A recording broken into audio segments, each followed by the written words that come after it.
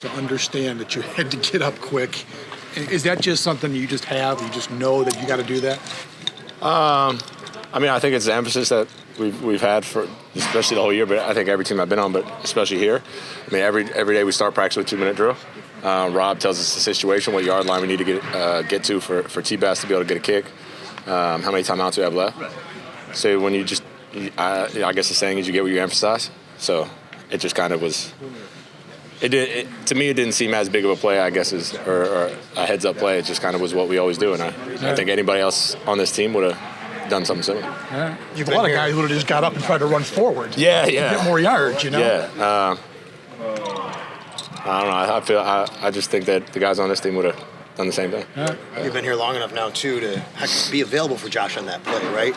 Like, you've also been just kind of the first read on slants for touchdowns. How important is it to know that, hey, you got Josh Allen back there, you better be ready no matter what? Yeah, the play's not over until the whistle's blown, especially with him.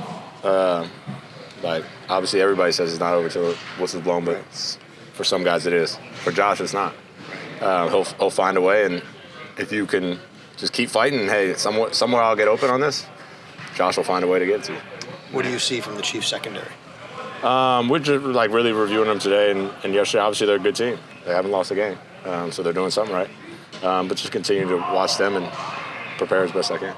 Mac, the last couple of weeks with Amari out and then Keon last week, you've been targeted 9 times. You've caught all 9 passes. Being available for Josh when you guys are down a little bit at the position, just what personal satisfaction do you take away from that the last couple of weeks? I don't know if I take any personal satisfaction. I think it's what we put the work in training camp for. I'll always say it, and I've said it before, is if you're in the game, you're the starter and you're the guy. So always being prepared no matter who goes in, whether it's me or anybody else, that if you come up from practice squad and you're in the game, you're now the guy. If the ball comes to you, you're expected to make plays. Obviously, I've been fortunate enough to get those nine targets and catches, and I'll continue to work to do that, but everybody in our room is expected to be the guy when they're in. When we talked to Sean earlier, he sort of alluded to that about your availability, whatever role you're asked, whether it's as the number 1 receiver, the number 5 receiver, or just special teams.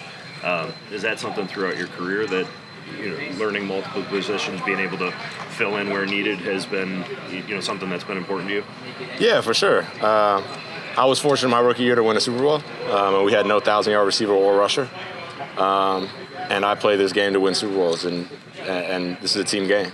Obviously, stats are great. Stats get you paid, and stats get all these things. But in 30 years from now, I don't know. I don't really care. I just want to have Super Bowls and good memories with my teammates. When you signed here, there was a lot of talk that they signed him for special teams, and he wasn't really going to be contributing much on offense. But when you signed, did you see the opportunity with Diggs gone, Davis gone, that you were going to get opportunities to play offense? And it wasn't just for special teams.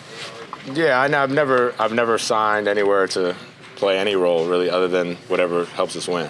So when I was here, there's opportunities for me to get on the field by working, whether it's on offense or on special teams. So I never I want to go there because I can play receiver, or there's not many receivers there so I can play. I go to teams because I think the culture's good and there's an energy about them that I feel like I'll fit in. With Josh too, it seemed like even in spring, you guys were already developing some chemistry, which is unusual for a new guy coming to the team. It usually takes through training camp. Why did it click so quick with Josh, you think?